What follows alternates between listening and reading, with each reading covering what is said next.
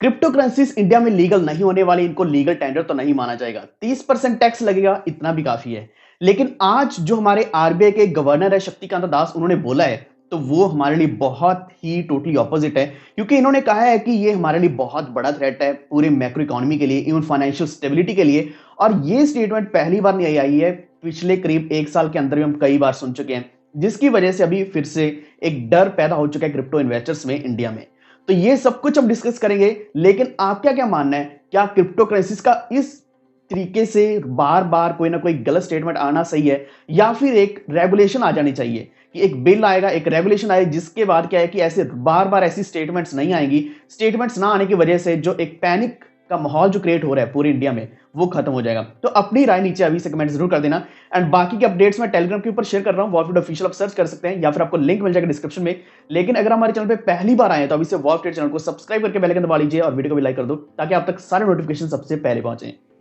तो आखिर उन्होंने क्या बोला, वो भी आज के दिन ही बोला है। एक्चुअल में उनका कहना यह है कि जो मैक्रो इकोनॉमी है, यानी कि ओवरऑल जो इंडिया इकोनॉमी है, इसी के साथ जो फाइनेंशियल स्टेबिलिटी है, वो क्रिप्टो करेंसीज के द्वारा खराब हो सकती है, यानी कि स्टेबल नहीं रहेगी। क्योंकि इसका उन्होंने सबसे बड़ा रीजन यही बताया कि इन क्रिप्टो करेंसीज का जो कोई अंडरलाइंग एसेट है वो नहीं है। फॉर एग्जांपल अगर हम शेयर्स की बात करते हैं, सिक्योरिटीज की बात करते हैं, तो वहां कुछ ना कुछ अंडरलाइंग एसेट्स रहते हैं। लेकिन अगर हम बात करें यहाँ क्रिप्टो करेंसीज की, तो यहाँ कोई भी एसेट ना होने की वजह से उनका मानना यह है कि ये टोटली एक थ्रेट है पूरे इंडिया के लिए। तो एक्चुअल में ये स्टेटमेंट उन्होंने पहले क्यों नहीं दी? क्योंकि पहले उनको पता था कि वो क्रिप्टो बिल तो नहीं लेकर आने वाले, टैक्सेस लगाएंगे, क्योंकि अगर किसी भी प्रकार का हम प्रॉफिट अर्न करते हैं उसके ऊपर टैक्सेस अवश्य रूप से लगते हैं। लेकिन जैसे यहां जो पोस्ट मॉनेटरी पॉलिसी, यानी कि मॉनेटरी पॉलिसी आने के बाद उन्होंने अगर कोई स्टेटमेंट देनी थी, आज के दिन उन्होंने कॉन्फ्रेंस पे यही बोला है कि ये हमारे इंडिया के लिए सही नहीं है, इन्वेस्टर्स के लिए सही नहीं है। इसी के साथ उन्होंने जितने भी इन्वेस्टर्स हैं उनको एक फिर से प्रिकॉशन दी है। उन्होंने कहा है कि ये आरबीआई की या फिर जितनी भी गवर्नमेंट बॉडीज हैं उनकी तरफ से एक बहुत जरूरी ड्यूटी बनती है कि प्रिकॉशन देना, अगर किसी भी चीज में आप इन्वेस्टमेंट कर रहे हैं तो उसमें कितना रिस्क इन्वॉल्व है। हालांकि ये बस सही है, हम सभी जानते हैं कि रिस्क इन्वॉल्व है, लेकिन अगर कोई बड़ी एंटिटी, गवर्नमेंट एंटिटी इस तरीके से कोई भी स्टेटमेंट देती है या फिर कोई भी कमेंट करती है, तो उसका बुरा इंपैक्ट हमें ही सहना पड़ता है। एंड हम खुद जानते हैं कि ऐसा पिछली बार क्या हुआ था कि वजीरेक्स के ऊपर जितने भी प्राइसेस थे, तो यहां मैं वजीरेक्स की बात नहीं कर रहा, जितने भी इंडियन एक्सचेंजेस हैं, प्राइसेस बहुत बुरे तरीके से नीचे गिरे थे। इवन डॉलर की वैल्यू 60-62 रुपीज तक पहुंच गई थी, जो टोटली इनस्टेबल हो गया था। तो मेरे हिसाब से इनस्टेबिलिटी तो वो है कि अगर ये इस तरीके की स्टेटमेंट्स देते हैं तो मार्केट अनस्टेबलाइज हो जाती है।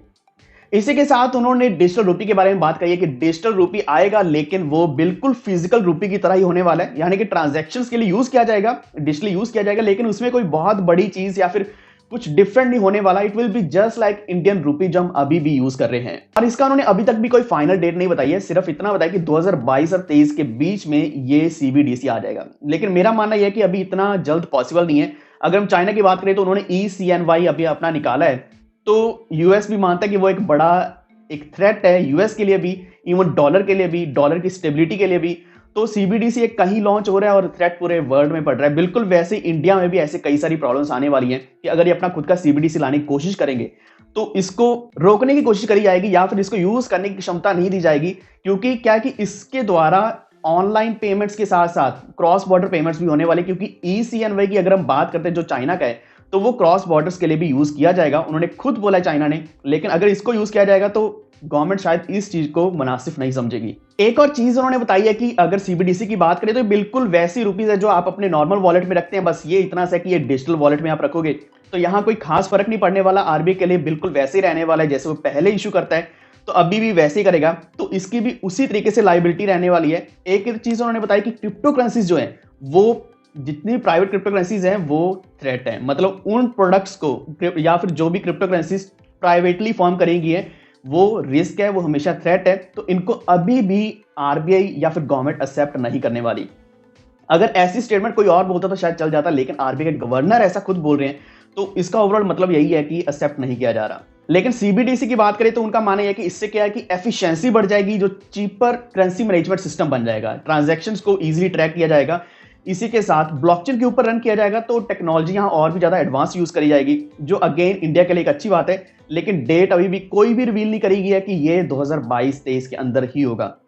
अगर हम इसके उल्टा देखते हैं, अगर हम हमारे जो फाइनेंस सेक्रेटरी हैं, जो हमारे सोमनाथन जी हैं, उन्होंने कहा था कि इसको लीगल टेंडर नहीं माना जाएगा। अगर हम बात करते हैं निर्मला सीतारमण जी की, तो उन्होंने कहा कि इसको समहाउ आगे लाया जाएगा, समहाउ रेगुलेट करके चलाया जाएगा। लेकिन उन्होंने यह भी कहा था कि टैक्स भी लगेगा, चाहे वो क्रिप्टो करेंसीज हैं, चाहे एनएफटीज हैं, तो किसी ना किसी तरीके से हमें देना तो पड़ेगा ही। तो ओवरऑल स्टेटमेंट इनकी हमेशा सेम ही रही है कि वो टेक्नोलॉजी को टेस्ट करना चाहते हैं, टेक्नोलॉजी को यूज करना चाहते हैं। एडवांस टेक्नोलॉजी है, ब्लॉकचेन टेक्नोलॉजी को स्टार्टअप्स को अलाउ करना चाहते हैं कि वो इसको किसी न किसी तरीके से यूज करें। फॉर एग्जाम्पल, अगर भी हम पॉलीगॉन की बात करें, फ्रंटियर की बात करें, इंडिया का ही प्रोजेक्ट है, इजीफाई की बात करते हैं, वजीरेक्स की बात करते हैं, तो ये अपने खुद के ब्लॉकचेन्स भी रेडी करने को तैयार हैं। वजीरेक्स भी जल्द ही हो सकता है बाइनेंस स्मार्ट चेन के ऊपर आ जाए, या फिर वजीरेक्स अपना खुद का भी आने वाले दिनों में चेन लेकर आ सकता है। और भी कई सारे इंडियन प्रोजेक्ट्स हैं। तो टेक्नोलॉजी को वो अलाउ करना चाहते हैं, लेकिन टेक्नोलॉजी के द्वारा अर्निंग अलाउ नहीं करना चाहते, या फिर उसके ऊपर टैक्सेस लगाना चाहते हैं।